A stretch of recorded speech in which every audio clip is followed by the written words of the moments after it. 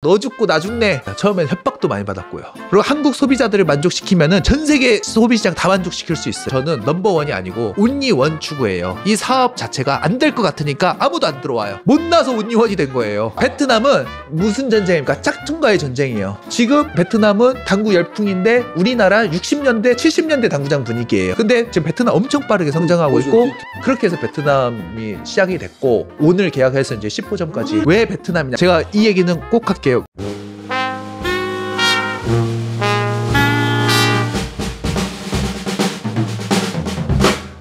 작당 프리미엄 당구장. 여러분, 젊은 날에 당구 좀 치셨습니까? 당구 몇 치세요? 피디님 몇 치세요? 너보다 잘 치겠지. 우리 나중에 작당에서 당구 한 판? 이 영상 보시고 나서 당구 한번 치시고, 당구도 어서 왔습니다. 안녕하십니까. 작당 당당합니다. 반갑습니다. 어디서 오시는 길입니까 지금? 저 회사에서 왔습니다. 설레는 마음에 3시간 전에 와서. 3시간 전에 오셨어요? 네. 뭐 드셨어요 지금? 그래서 팔던데? 6점? 비 오니까. 그래 6점 먹고 당구 한번 치고 오셨군요. 아니 그냥 왔습니다. 장우준의 이코 플로. 감사합니다. 안녕하세요. 도대체 사람들은 어떻게 돈을 벌고 있는지 얘기해보는 머니 토크쇼 이코 플로우의 시간이 시작되었습니다. 오늘은 당구장 시장의 새로운 패러다임을 만들어주고 계시는 작당이란 브랜드를 만드신 이태호 대표님을 모셨는데요. 대표님, 역시나 자기소개는 본인이 직접 해야 제맛 아니겠습니까? 자기소개 좀 부탁드리겠습니다. 네, 안녕하세요. 프리미엄 당구장 작당을 운영하고 있는 이태호 대표입니다. 반갑습니다, 대표님. 네, 반갑습니다. 예. 제가 대외 활동을 안 하는 스타트업 대표 중 한 명이어서 많이 어색합니다. 잘 부탁드릴게요. 대외 활동을 왜 안 하십니까? 저는 일단 유명해지는 게 싫습니다. 안 유명해지고 그냥 조용히 돈 벌고 싶은 그런 대표입니다. 지숭파레가 있겠죠? 그렇죠. 뚜루뚜루뚜루뚜 지숭파레. 네, 좀 당하신 것 같은데요? 아닙니다. 왜 회사 이름이 작당입니까? 작당. 일단은 저희가 당구장 사업을 하겠다고 했을 때 일단 입에 좀 탁탁 붙었으면 좋겠다. 그래서 우리가 작당하러 가자 하면은 이제 당구장 가자라는 어떤 대표 동사를 표현했으면 좋겠고, 그러면 작정하고 당구 치자라는 함축도 있고, 또 작당이라는 뜻이 때를 이름이거든요. 그래서 때를 이뤄서 당구장으로 와라 해서 일단 작당으로 했습니다. 그런 뜻이 있었구나. 네. 전 이런 거 물어보면 되게 좋아해요. 그 이름 안에 어떤 뭔가 철학이 담겼을 것 같아서. 그럼 작당이라는 이제 프리미엄 당구장이잖아요. 프리미엄 당구장. 기존 당구장과는 좀 많이 달라 보이는데 좀 디테일한 좀 차이점에 대해서 되게 궁금하거든요. 일단은 당구장이 딱 생각하시면 떠오르는 이미지가 두 가지입니다. 흡연자들의 너구리굴, 조폭들의 아지트 공간. 너무 부정적인 인식이 강합니다. 근데 사실상 당구장 안 그러거든요. 그렇죠. 근데 왜 그럴까? 오랜 세월 동안 전통 산업이었고, 되게 올드한 시장이었고, 변화가 가장 더딘 산업이었고, 흔히들 사양 산업이라고도 얘기를 하고, 젊은 층들이 유입이 안 되니까. 그러면 젊은 층들을 유입시키려면 어떻게 하냐? 아무리 어쩌다 저쩐다 해도 이건 공간 사업이기 때문에 공간이 좀 오래 머물고 싶은 분위기여야 합니다. 인테리어, 하드웨어적으로. 그래서 사실 하드웨어적으로 일단은 신경을 많이 썼고요. 그 다음이 이제 소프트웨어지. 일단 머무르고 싶은 공간이 아닌데 거기 뭐 소프트웨어를 붙이고 한들 뭐 서비스를 강화한다고 한들 되겠습니까? 당구장은 또 이런 다른 설치 사업하고 다르게 스포츠 시설이잖아요. 네, 그렇죠. 그럴 때 스포츠 용품이 또 중요하거든요. 큐 당구 테이블이든 당구 큐든 당구 공이든 그런 데서 또 이제 좀 차별성을 갖고 갔고, 점주들도 이왕이면은 보통 이제 당구장이 퇴직자들의 창업 아이템이거든요. 그래서 당구장의 오명은 당구장을 찾아오는 고객들도 실버고, 당구장을 운영하고 있는 그 주인은 더 실버고. 그렇기 때문에 실버 대 실버가 모였기 때문에 이게 발전이 더딜 수밖에 없거든요. 그래서 우리는 당구장 주인을 그럼 젊은 사람으로 해야 바뀌지 않겠느냐. 젊은 사람이니까 젊은 감각을 알 것이고, 젊은 손님들을 더 유치하고 싶을 것이고, 그렇잖아요. 그래서 저희는 점주들을 초반에 되게 젊은 층으로 가맹 계약을 하려고 노력을 했죠. 진짜로요? 근데 젊다는 기준이 좀 상대적일 것 같은데 대표님의 입장에서 그 당시에 젊다는 기준이 몇 세부터 몇 세까지? 한 45세? 45세. 그만큼 상대적으로 너무 제가 들어왔을 때 계셨구나. 당구장 주인은 보통 60대 이상이었습니다. 와, 60대 이상분이시죠. 이제는 이제 저희가 사실 당구 산업에 조금 이 산업을 선도하고 이제 오피니언 리더로서 뭔가 막 자꾸 과거에 다른 당구장을 같이 비난하고 하는 게 조금 이제는 조금 부담스러운 정도의 저희가 이제 포지션이 됐는데, 비난보다는 비교. 그런다고 하면은 네. 일단은 기존에 있는 동네 당구장은 네. 서비스 그리고 사실상 당구장이 제가 말했잖아요. 그 운영하시는 분들이 연령대가 연령, 높다 연령이세요. 보니까 본인 중심이에요. 약간 그 손님들이 나가면 그냥 공 치우고 청소하면 되겠지. 약간 그런 개념이어서 옛날 당구장이 왜 저희 때 많이 부흥하고 했냐면은 창업하기 몸이 편한 업종이었어요.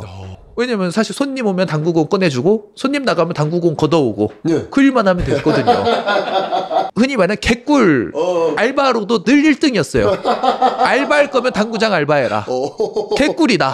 어려운 게 없다. 너무 좋다. 시원한 데 가서 공 갖고 오고 공 갖다 주고 갖고 오기만 하면 된다. 개꿀 알바 1등이에요. 이제는 여기가 작당은? 공간 사업이기 때문에 온 사람들을 더 길게 체류를 시켜야 하고 네. 약간 서비스와 그런 느낌을 줘야 한다. 그러려면 결국 이제 하드웨어적인 것과 서비스적인 것과 그런 게 이제 병행을 해야 한다. 당연히 이 스포츠 용품들은 당연히 최고의 수준을 유지를 해야 하고. 스포츠 용품이 진짜 좀 비싼 하이엔드로 좀 설치되어 있는 것 자체만으로도. 그렇죠. 그래서 옛날에는 당구장이 한때 붐이었을 때 3만 5천 개까지 당구장이 전국에 있었습니다. 와. 엄청 많은 거거든요. 3만 5천 개면은 너도 나도 진입 장벽이 너무 낮아서. 와.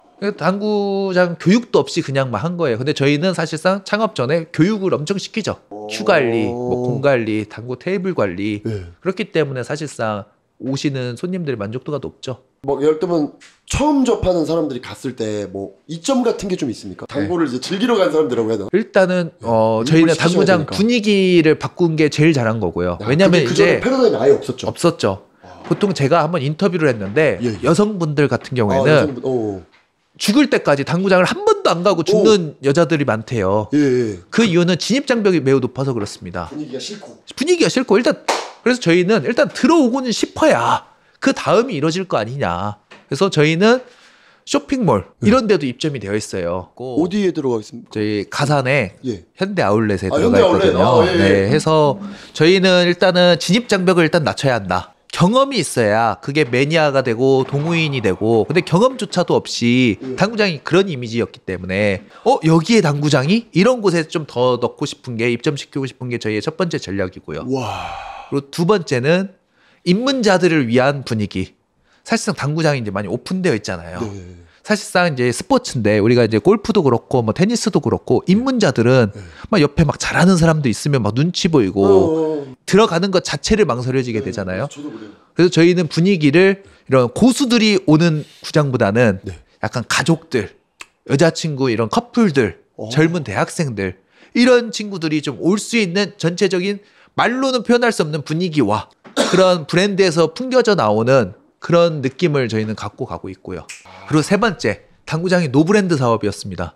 이때까지 브랜드가 없는 사업이었습니다. 그냥 뭐 맞아요. SBS 당구장 그냥 갖다 붙여서 막 세종대왕 당구장 그러다 보니까 이게 요새 젊은 층들한테는 더 이게 안 맞는 거예요. 그래서 저희는 처음으로 브랜드를 도입을 했고 그래 작당이면 그래 그래도 어느 정도 수준은 이상은 되겠구나. 내가 가도 되겠구나. 우리 가족들하고 같이 가도 되겠구나. 내 여자친구랑 가도 되겠다라는 최소한 마지노선 이상의 브랜드라는 것을 알리고 싶었다.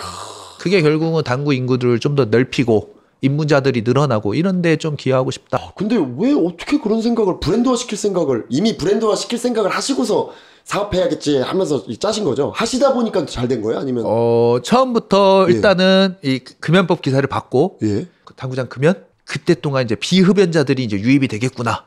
그럼 그들이 이제 왔을 때는 어떨까? 어떤 분위기를 형성을 해야 할까? 근데 그냥 인테리어만 좋고 분위기만 좋다고 될까? 딱 브랜드가 있으면 좋겠구나. 그래야지 전국적으로도 확산하기 좋겠구나. 그래서 이제 이건 브랜드 사업으로 접근하자라고 이제 생각을 했죠. 근데 백화점이나 이런 데서는 당구장이 왜 들어와? 이런 이미지를 좀 안고서 시도를 하셨을 것 같은데 그거 좀 진입장벽이 굉장히 높았을 것 같은데. 저희는 사실 러브콜이 많고요. 들어와 달라고. 이게 바로 브랜드력이라고 보고 있습니다. 그냥 저희가 브랜드 없이 그냥 뭐 잘 되어 있는 동네 당구장이었으면은 입점이 쉽지 않았을 거다. 결국 이게 브랜드 파워고 브랜드를 내세운 결과물이 아닐까. 그럼 이제 어떻게 작당을 창업하게 되셨는지를 하우에 대한 얘기를 좀 해줄 수 있을까요? 제가 사실상 요 창업을 시작한 계기이기도 한데 저는 원래 그냥 일반적인 회사원이었습니다. 여의도에서 그냥 열심히 다니는 회사원이었는데 어느 날 신문을 봤는데 당구장이 금연법이 된다는 기사를 본 거예요. 근데 우리가 당구장을 딱 생각해 보면 흡연자들의 최후의 보루거든요. 네. 이렇게 담배 딱 물고 이제 당구 치고 하는 게 이제 남자들의 로망이자 최후의 보루였는데, 이 당구장이 이제 금연법이 된다? 이것은 딱 제가 느꼈을 때 단순히 흡연이 가능했던 공간이 네. 금연이 된다는 것이 아니라 이건 당구장 문화가 바뀌겠다. 라고 딱 촉감을 느껴서 네. 아, 그럼 이거 당구장 사업을 해야겠다 했을 때 제일 먼저 떠오르는 게 그럼 빨리 작정하고 빨리 당구를 쳐야겠다 해서 작당이 떠올랐습니다. 잠깐만, 그러면 대표님 당구를 좋아하세요? 저 때만 해도 대학가 앞에는 다 당구장들이 있었고 또 이제 여자 동기들하고 포켓볼 치는 문화가 있었고 저희는 공강 시간에 무조건 당구장으로 갔습니다. 그리고 제 이제 밑에 학번부터는 이제 PC방으로 많이 대체가 됐는데 저 때까지만 해도 완전 당구장이었어요. 아니 근데 그냥 일반 회사원에서 그 기사만 보고 바로 또 다른 사업을 준비하고 시작한다는 거는 쉬운 일은 아닌데요. 그러니까 보편적으로 이게 하여튼 운명이라는 게 있는 것 같습니다. 운명, 데스티니. 사실 신문도 제가 여기서 이제 제일 잘한 거는 제가 회사원이었지만 늘 아침에 일찍 가서 신문을 보는 습관을 길렀거든요. 그래서 그냥 보던 그 평상시에 보던 신문에 당구장 금연법 시행 이게 딱 눈에 들어왔고 그럼 보통 그냥 이렇게 기사만 보고 넘겼어야 했는데 예전에 제가 대학생 때 다녔던 당구장이 막 떠오르기 시작합니다. 저는 이제 비흡연자이기 때문에 사실 비흡연자시구나. 제가 당구장을 더 즐기고 싶더라도 그 흡연자들의 그 너구리굴 때문에 거기에 이제 진입장벽이 있었고 그리고 이런 여자 동기들도 이 흡연 냄새 때문에 당구장을 못 가겠다. 근데 이거는 새로운 시작이다. 그 기사를 보고 이거다 싶어서 그 능률협회라는 회사에서 이제 사표를 내고 대학가에 이제 당구장 경험이 많지 않습니까? 대학생 때 많이 다녔으니까. 그래서 대학가 앞에 있는 당구장을 갑니다. 그래서 보통 당구장은 몰려 있어요. 한 7개, 8개 몰려 있습니다. 같은 상권에. 절대 한 상권에 당구장 하나가 있다고 하면 거기는 창업을 잘못한 거예요. 그 중에서 3등 업체를 찾아갑니다. 3등 매장을. 1, 2등 매장은 이제 장사가 잘 되니까 뭐 이러고 있을 것이고 그 밑에 매장은 제가 가도 살릴 자신이 없었고 3등 매장을 갑니다. 가서 사장님께 저한테 팔아라. 나한테 안 팔면은 당신은 영원히 3등이거나 내려간다. 절대 1등으로 갑자기 될 일이 없다. 왜냐면 당구장은 설치 사업이기 때문에 갑자기 3등이었던 게 1등이 될 어떤 계기가 없거든요. 1등이 폐업을 하지 않는 한. 그래서 3등 사장한테 영원히 3등이거나 아래다. 한번 변화를 줘봐라. 그래서 그 3등 매장을 저희가 인수를 하면서 그게 1호점으로 시작이 됩니다. 그러니까 이거 역시도 제 자신을 너무 잘하는 거예요. 이제 막 이 아이디어가 막 떠오른다고 해서 막 새로 막 이렇게 할 또 자신 없는 거예요. 이미 되어 있는 매장을 한번 테스트 겸 해보자. 이렇게 해서 이제 인수 방식으로 저렴하게 이제 저희가 1호점 매장이 탄생을 하는 거죠. 그 설득하는 과정도 쉽지는 않았을 것 같은데. 왜냐면 그분은 장사를 잘하고 있었을 수 있잖아요. 아닙니다. 아닙니까? 다 그걸 알고 그 사람 딱 필요할 때 가서. 왜냐면은 3등이 애매하거든요. 애매합니다. 폐업하기도 그렇고 왜? 내가 3등인데 폐업까지 해야 하나. 그렇다고 해서 권리금을 많이 받고 팔기에는 내가 또 1, 2등도 아니고 가장 혼란이 있을 때 그때 가서 이제 톡톡톡톡 한번 바꿔봅시다. 이렇게 이제 할 수 있었던 거죠. 그럼 좀 더 원초적인 질문으로 대표님, 그러면 왜 당구장이라는 포맷은 한 군데만 있을 경우는 그건 창업을 잘못한 거라는 표현을 쓰시는 거예요? 왜? 이게 어차피 당구장은 설치 사업이잖아요. 설치 사업이니까. 그렇기 때문에 한 당구장에 보통 80평이라고 해도 당구대가 한 10대 들어가거든요. 그러니까 이게 피크타임에 몰리면은 당구대에는 테이크아웃이 안 되잖아요. 10명 이상을 받을 수가 없습니다. 그래서 1등 매장에서 아무리 1등이라고 해도 모든 그 수요층을 받을 수가 없어요. 당구대 그 이상을 받을 수는 없으니까. 거기서 튕겨 나오는 손님들이 2등 매장을 가는 거고 2등 매장도 커버가 안 되겠죠. 당구장이 잘 되니까. 그럼 또 3등, 4등. 그러니까 몰려있는 게 좋습니다. 혼자 둥 떨어져 있으면은 이제 고객 입장에서는 거기 갔는데 꽉 차 있으면 어떡해? 그 옆에 당구장이 없으니까 갈 데가 없는 거예요. 택시 타고 또 갈 수도 없고. 그래서 몰려 있습니다. 그래서 후발주자로 들어갈 때는 많이 모여있는 곳에 들어가려고 무조건 모여 있어야 합니다. 그래야지 낙수 효과가 있습니다. 낙수 효과 심하게 받는 업종이군요. 그렇죠. 왜? 자기가 갖고 있는 당구대 그 이상을 손님을 받을 수가 없으니까. 당구장 준비하시는 분들은 이 정보를 좀 알고서 하셔야 하는 게 훨씬 좋겠네요. 그죠? 당구장이 몰려있는 곳으로 가야 한다. 지금은 그럼 매장 수가 어느 정도 되시나요? 사실 저희가 국내하고 이제 베트남까지 해서 이제 한 50개 정도? 50개. 와. 이제야라는 표현을 왜 쓰세요? 뭐 더 목표치는 더 높으셨습니까? 그건 아니고 저희는 이제 매장 확산보다는 네네. 사실 다른 데 더 가치를 두고 있어서 그래서 이제라는 표현을 했습니다. 그건 또 뭘까요? 다른 데 가지고. 사실 이게 처음엔 안 그랬어요. 처음에는 우리가 막 우리 브랜드 막 넓히고 돈 네. 많이 벌고 네. 하면은 장땡인 줄 알았는데 얼마나 이게 사람이 참 웃기냐면은 이 업에 들어오다 보니 당구 산업이 너무 낙후되어 있고 노후화되어 있고 너무 올드하고 산업 발전이 너무 더딘 거예요. 근데 이게 하다 보면은 뭔가 사명감이 생깁니다. 제가 그렇게 막 기업가 정신이 투철하고 막 애국자 막 이런 개념이 아닌데도 사명감이 생겨요. 와, 어떻게 지금 21세기에 이런 산업이 있고 이런 유통 구조가 있고 이러다 보니까 이게 우리 브랜드만 내세울 게 아니다. 전체적인 당구장 23,000개 당구장을 좀 다 아우러야겠다라는 생각이 들어서 저희가 브랜드 사업도 하고 있지만 이 브랜드 사업 같은 경우에는 당구장 창업을 희망하는 사람들이 A부터 Z까지 그냥 다 해줘. 이럴 때 이제 브랜드 사업인 거고 저희가 사실 당구장 업주 커뮤니티도 운영하고 있어요. 당구장이 이 유통 구조가 매우 기울어진 운동장입니다. 약간 제조와 유통업자들이 더 우세고 오히려 이 소비자인 당구장 사장님들은 완전히 을인 입장이에요. 구조가. 근데 요새는 아니죠. 원래 소비자가 더 우세여야 하는 시장인데 당구 산업만 이렇게 된 거예요. 오랫동안 보수적이고 전통적인 산업이어서. 그래서 요 유통 구조를 건드려야겠다. 근데 이런 대의적 명분을 갖고 하려고 하는데 이 자체 브랜드 사업을 하고 있으니 의심받기 딱 좋잖아요. 야, 너네 브랜드 키우려고 막 이런 거 하냐? 역으로. 그치, 그렇게 생각해서. 그래서 이 브랜드는 그냥 브랜드인 거고 사실상 이 브랜드보단 요 전통 산업 요걸 건드려야 더 돈도 되고 더 파이도 커지고 전체적으로 산업이 더 긍정적이어지고 더 선순환이 될 것 같아서 전체적인 건 저희가 당구 산업을 좀 건들고 있죠. 와, 건드신 지 얼마나 되셨어요 지금? 좀 이렇게 성과가 보이시나요? 3년 정도 됐죠. 이제 3년? 자체 브랜드 키우는 것보다 그쪽에 조금 초점을 맞춘 게. 원하시는 방향처럼 좀 흘러가는 것처럼 보여져요. 그렇게 바뀔 것 같아요. 일단은 만만치가 않습니다. 처음엔 협박도 많이 받았고요. 왜냐하면 이게 전통 산업이잖아요. 그래서 그들의 생존이 달려 있고 옛날부터 이게 자기 생업인 사람들도 많고 사실상 당구장이 얼마나 웃겼냐면은 당구대는 우리나라에서 당구 테이블을 국내에서 만드는 업체가 딱 두 곳입니다. 이 두 곳에서 23,000개 당구장이 이렇게 다 이렇게 유통되는 구조인데 요 제조 공장에서 이 당구장 사장님까지 가기까지가 낙가마, 유통상, 도매상, 재료상들이 막 있었던 산업이었어요. 이런 구조를 저희가 건든 거예요. D2C로 다 가라. 바로 연결해주겠다. 그러니까 요 가운데 있던 사람들이 난리 납니까 안 납니까? 협박하고 그냥 너 죽고 나 죽네. 야, 이태호 번호 빨리 지금 물색해. 전화해. 그렇죠. 이거를 제가 하고자 하는데 저희 자체 브랜드 사업하면 오해받기 쉽습니까? 안 쉽습니까? 너무 쉽죠. 오히려 이 브랜드 이 작당이 추진하는 거 아니에요? 뭐 그렇지. 그리고 요 작당에 대해서 막 부정적인 여론이 형성이 되겠죠. 근데 저희는 결코 이걸 어떻게 풀어나가야 하냐. 그러면 이 공장이나 이 원청사한테도 우리가 어떤 혜택을 주려고 하면은 우리가 최소 엔드 유저, 저희는 엔드 유저를 이제 당구장 주인이라고 생각을 하는데 엔드 유저들은 저희가 갖고 있는 플랫폼이 있어야. 그래서 공장장님 이제 도매상 소매상 집어치우세요. 어차피 여길 거쳐도 결국 사는 사람은 돈을 지불하는 사람은 요 당구장 사장님들입니다.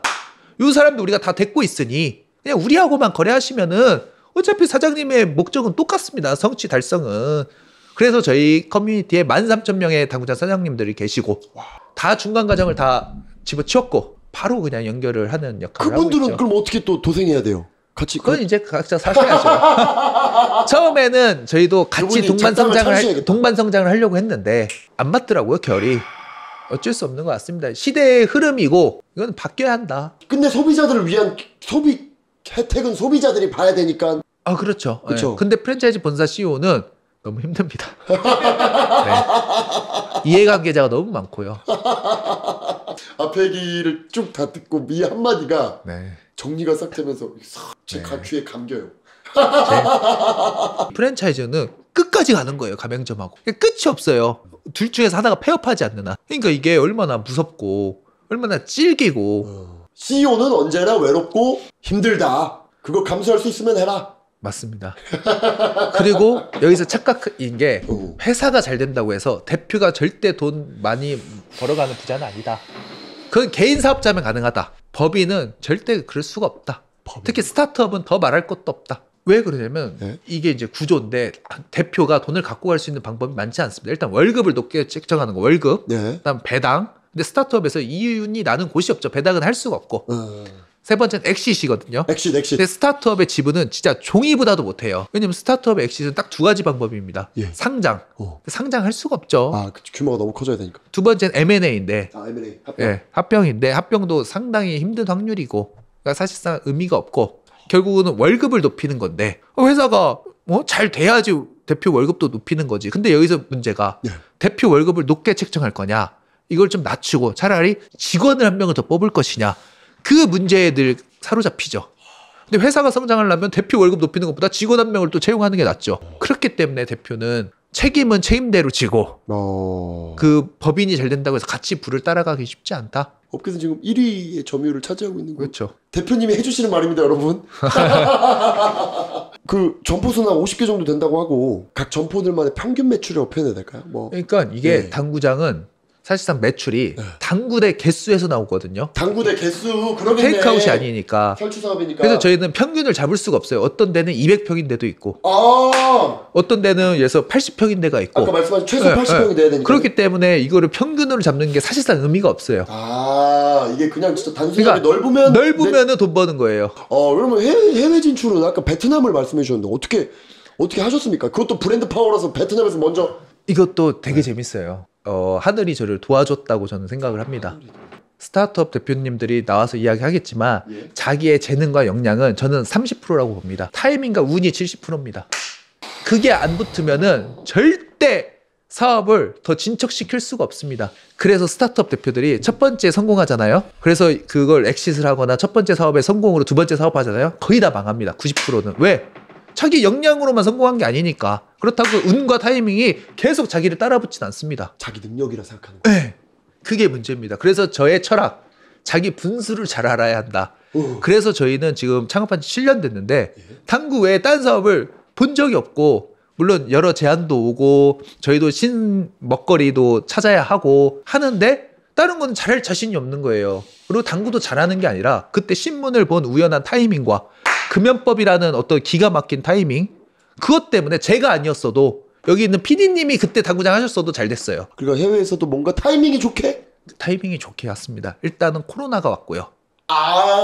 당구장은 사실 코로나 때 완전히 셧다운이었습니다. 운영을 아예 못했어요, 당구장은. 그래서 많이 힘들었죠. 그래서 저희 경쟁업체랑 일반 당구장들 다 망했습니다. 그래서 저희만 살아남았어요. 그 비결도 제가 이따가 말씀드릴게요. 알겠습니다. 왜 코로나 때 다 망했는데 우리만 살아남았느냐, 그 비결을 이따가 얘기를 하고요. 일단 베트남은 왜 베트남이냐, 베트남이 지금 당구장 열풍이에요. 왜 그러냐? 첫 번째, 인구가 많아. 일단 더워요. 더운 나라는 실내 공간이 1등입니다. 왜? 에어컨 나오고 더워 죽겠는데. 두 번째, 당구는 베트남의 축구 이어서 두 번째 국민 스포츠입니다. 세 번째, 베트남이 탑 어떤 스포츠 종목 중에서 탑 클래스 선수들이 없어요. 당구는 탑 클래스예요. 우리나라 양궁 잘하듯이. 양궁 같은 거예요. 근데 우리는 양궁은 비인기 스포츠 종목이잖아요. 베트남에서 넘버 2. 그러니까 이게 확 불어오는 거예요. 그리고 마지막, 한국에 대한 로열티가 매우 높아요. 그리고 다섯 번째, 마지막, 베트남은 무슨 전쟁입니까? 짝퉁과의 전쟁이에요. 그럼 됐다. 한국 브랜드에 대한 로열티가 강하고 짝퉁이 많다. 그러면 한국 정품을 보내면 되겠다. 지금 베트남은 당구 열풍인데 우리나라 60년대 70년대 당구장 분위기예요. 근데 지금 베트남 엄청 빠르게 성장하고 있고 젊은 친구들이 많잖아요. 과연 젊은 친구들이 이 60년 70년대 당구장의 분위기를 과연 좋아할까? 그리고 한국에 대한 로열티가 강한데 그럼 한국식 당구장을 수출하자. 그렇게 해서 베트남이 시작이 됐고, 또 두 번째 타이밍이 코로나다 해서 그때 이제 수출을 해서 현재 9개가 있고, 오늘 계약해서 이제 10호점까지. 오늘 계약했다고요? 네, 10호점까지 이제 진출이 됐습니다. 진짜? 이거 진짜죠? 진짜입니다, 진짜. 두 자릿수를 달성한 날 저희 지금 촬영하고 있죠? 맞습니다. 네. 호치민에만 10개가 있습니다. 호치민에만 10개가 있다고요? 네. 남쪽이잖아요, 호치민은. 그렇죠. 왜 북쪽은 안 하고 남쪽이 이유가 있습니까, 아니면? 일단 저희 파트너가 일단 호치민에 있고. 호치민에 계시고. 저의 이제 철학. 저는 무조건 안전을 추구합니다. 저는 사업가처럼만 이게 아니라 안전. 파트너가 없거나 내가 할 수 없는 지역은 기회가 와도 안 간다. 하노이, 다낭에서 문의 엄청 옵니다. 근데 아직 믿을 만한 파트너가 없고 내가 할 수가 없는데 그거 해서 괜히 신뢰도만 깎이지. 그래서 저는 절대 돈을 쫓아가진 않고 내 역량을 쫓아간다. 해외 매출이랑 국내 매출이랑 조금 비교해 주실 수 있나요? 해외라기보다는 저희는 베트남에만 있으니까 베트남이 월등하죠. 와, 그래요? 네, 그럴 수밖에 없는 게 아니 넓기도 하고 예? 이것도 왜 글로벌로 진출을 해야 하느냐. 일단 우리나라는 규제가 너무 많습니다. 당구장에서 술도 못 팔고요. 뭐도 안 되고요. 뭐도 안 되고 금연법도 시행됐죠. 금연법 때문에 잘 됐지만 처음 잘 됐지만 그쵸. 이래저래 하다 보니까 이제 흡연자들은 이제 불편하니까 체류 시간이 줄게 되고 뭐가 됐든. 근데 이제 베트남 같은 경우에 거기서 술도 먹어도 되고 음식도 먹어도 그러니까 오히려 규제가 없다 보니까 거기서 팔 수 있는 거 다 팔고 할 수 있는 거 다 하고 하다 보니까 매출이 높을 수밖에 없죠. 그래서 제가 느꼈죠. 아, 당구장은 후진국일수록 잘 된다. 우리나라도 지금보다 저 대학생 때 더 밑에 우리 아버지 세대, 할아버지 세대 당구장이 붐이었거든요. 알겠습니다. 그러면은 해외 시장과 좀 약간 우리나라 시장과의 차이점 같은 거 약간 뭐 후발주자라든지 이걸 좀 관심 있어 하시는 분들을 위해서 좀 이렇게 좀 설명을 좀 디테일 차이점을 알려줄 수 있나요? 무조건 해외로 나가야 합니다. 오! 무조건입니다. 제가 이 얘기는 꼭 할게요. 왜 그러냐면은 한국 소비자들이 제일 어려워요. 제일 눈높이가 높고요. 가격에 대한 반발력이 제일 심해요. 그래서 한국은 더 이상 시장성이 없습니다. 그리고 한국 소비자들을 만족시키면은 전 세계 소비 시장 다 만족시킬 수 있어요. 그리고 트렌드가 너무 빨라요. 한국은. 탕후루 무너지는 것처럼 이게 지금 좋았다가 이게 순식간에 무너지고 그리고 소비자들은 순간 뒤돌리고 가격 좀만 올리면 무너지고 한국 소비자들이 제일 무서워요. 그래서 한국에서 성공하기가 제일 어렵고 한국에서 마진폭을 제일 많이 높이는 게 제일 어렵습니다. 무조건 해외로 가야 합니다. 그리고 한국은 또 규제도 많고 쉽지 않습니다. 그래서 글로벌은 어떤 기회가 아니라 필수입니다. 필수. 필수군요. 필수입니다. 그래도 역시나 한국에서 성공하고 가야 되는 거의 루틴은 좀 필요하다고 보십니까? 예를 들면 방금 말씀하신 것처럼 한국 소비자를 겪고 거기서 성공해보고 나가랍니까? 아니면 그거 생략해도 된다? 생략해도 됩니다. 처음부터 외국 지향으로 제품을 설계를 하고 거기에 특화된 맞춤 마케팅으로 해서 그렇게 나가는 게 낫습니다. 오히려 외국에서 성공해서 한국에 오면은 더 잘 됩니다. 아, 그런 느낌도 괜찮구나. 네. 한국은 제일 어려운 시장입니다. 작당 본사는 어떤 식으로 좀 수익을? 일단은 브랜드 저희 매장 저희가 이제 당구 대도 만들고 있습니다. 당구 대를 제조업체가 된 거네요? 그렇죠. 네. 당구 대도 만들어서 당구대 자체도 이제 파는 게 있고, 오호. 그다음에 당구대 천도 만들고 있고, 그다음에 꼭 저희 PB 상품은 아니어도 일반 당구 용품들 있지 않습니까? 예, 초크도 있고, 예. 뭐 장갑도 있고, 뭐도 있고. 이것도 있고. 예. 그거 이제 저희가 유통하고 있고, 아까 말한 D2C 그러니까 이런 사업 고리가 있죠.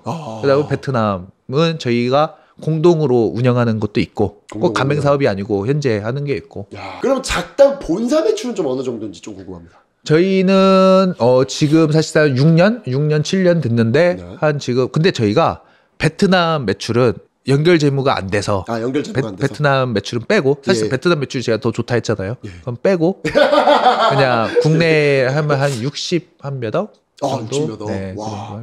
그럼에도 불구하고 점주님들을 모집하고 이렇게 어떤 조금 까다롭다고 표현해 보겠습니다. 까다로운 국내 시장의 어떤 영업을 어떻게 하셨습니까? 그래도 모집도 하고 뭔가 사업 확장시켜야 되잖아요. 그래서 네.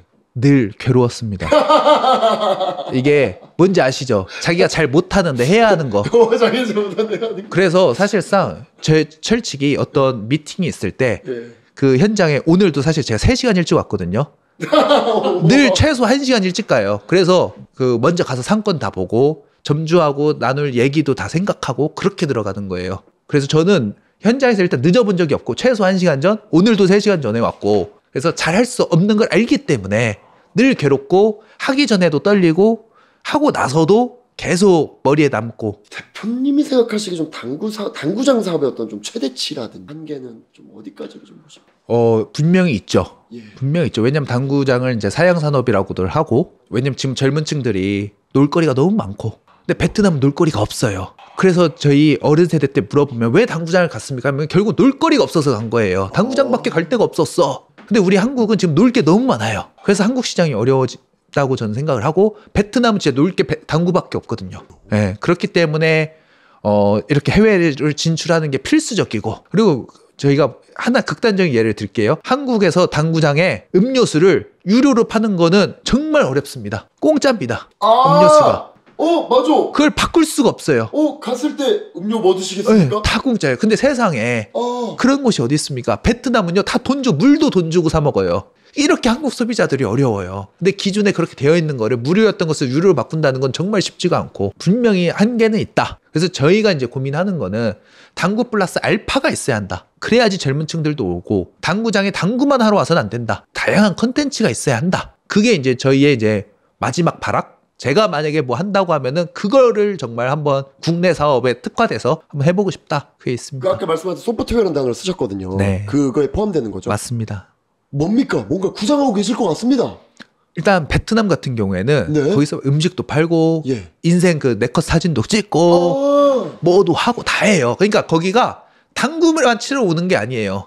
정말 그냥 놀러 오는. 그러니까 하루 종일 있고 젊은 친구들이 지금 한국 당구장은 진짜 당구 치러 가거든요. 근데 물론 이거 말은 제가 이렇게 하지만 예. 그거 바꾸긴 쉽지 않아요. 제가 만약에 당구계를 떠난다고 하면은 마지막에 한번 발악으로 당구 플러스 알파는 한번 해보고 싶다. 그러니까 그 알파가 뭘까요? 알파. 일단은 첫 번째는 저희가 지금 시도한 게 있습니다. 당구장 플러스 바버샵은 했어요. 남자들 머리. 네. 했어요. 그러니까 해봤어요. 했습니다. 아, 지금 하고 있습니다. 아, 하고 계십니까? 네.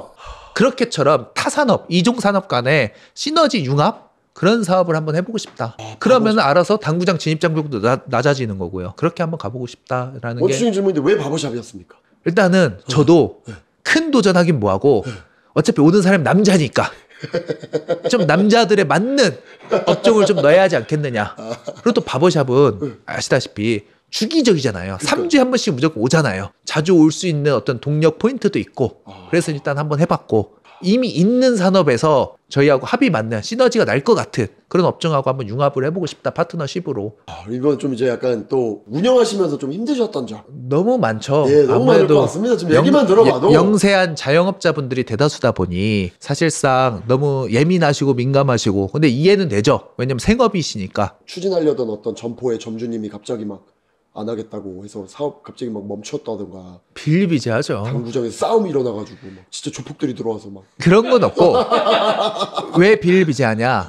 저희 이제 한 60대 남자들은 당구장을 다 하고 싶어 해요. 근데 누가 말리냐? 부인이 말립니다.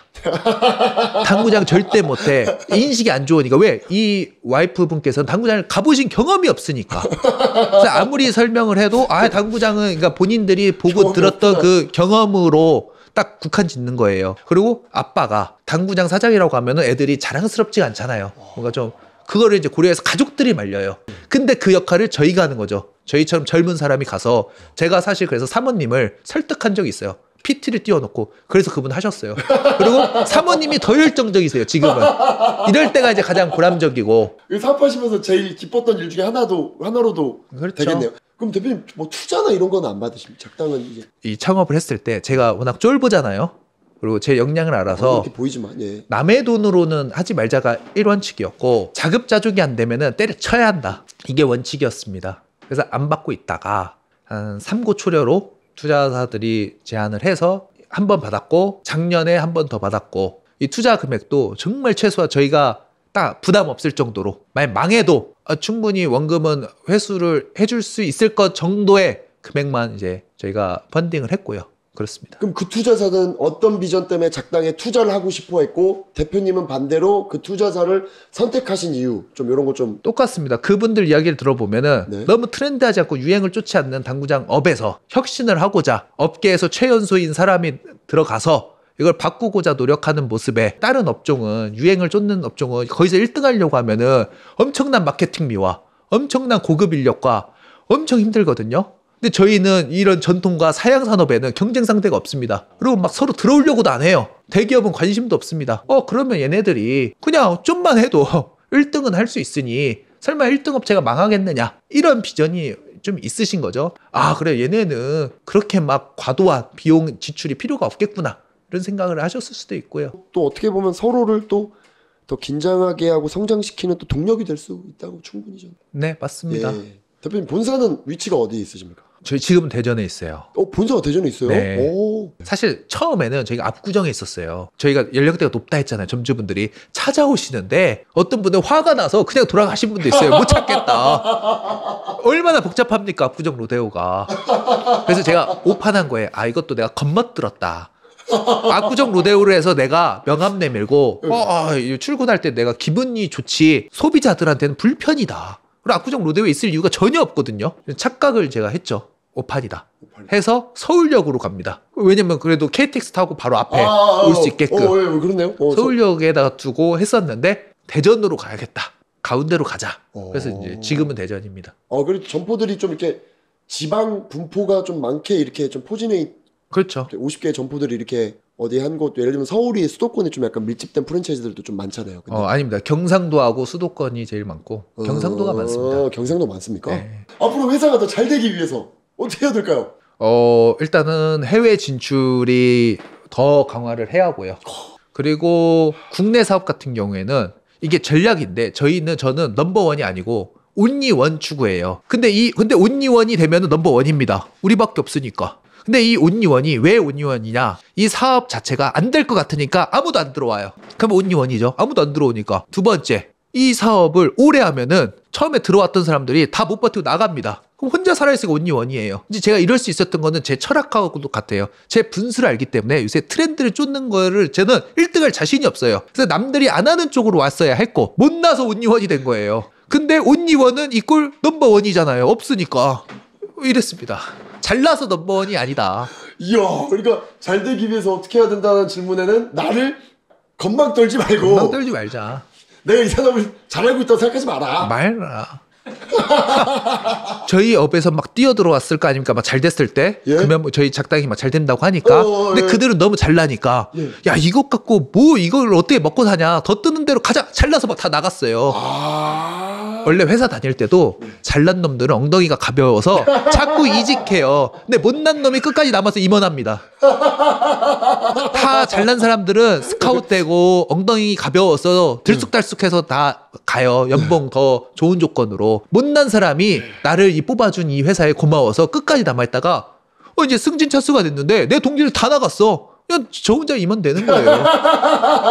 그런 전략도 고려해봐야 한다. 대표님을 위해서 이 노래가 생각이 납니다. 못난 사람은 못난 대로 살고. 그렇죠.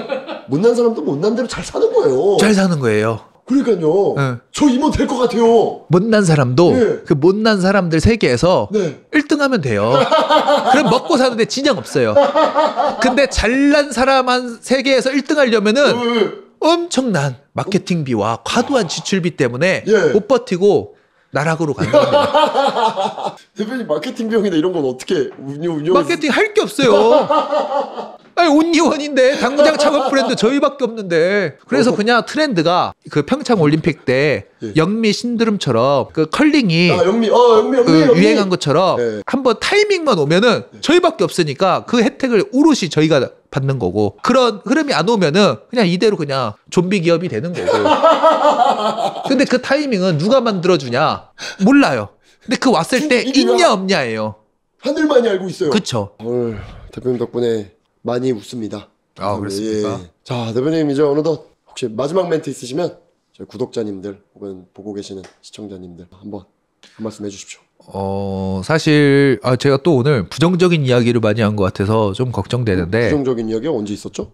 약간 좀. 근데 저는 사실상 부정적이라기보다는 현실적인 이야기라고 생각을 하는데, 사실 많은 창업자들이 아이디어로 시작을 하고 잘 될 것 같다는 어떤 확신으로 시작을 하고, 사실 창업 1년, 2년, 3년 초기에는 안 되더라도 이게 그래 좀 더 하면 될 것 같아. 좀 더 하면 될 것 같아 하고 이제 가거든요. 한 이제 4년, 5년 이쯤 되면 이제 현실하고 이제 분명히 타협할 시점이 옵니다. 자기의 어떤 고집으로 어떤 자기의 어떤 시작의 그 동기가 꼭 정의일 수는 없거든요. 그때는 맞았으나 지금은 틀릴 수도 있습니다. 그걸 꼭 명심하시고, 돌이킬 수 있을 때 돌이키는 게 낫지. 자꾸 이거 고집을 했다가는 정말 늪에 빠진다. 저는 창업자가 성공하기도 바라지만 행복했으면 좋겠거든요. 좀 행복한 창업을 좀 권장하는 이런 분위기가 좀 됐으면 좋겠다. 자, 작당 이태원 대표님이었습니다. 감사합니다. 감사합니다.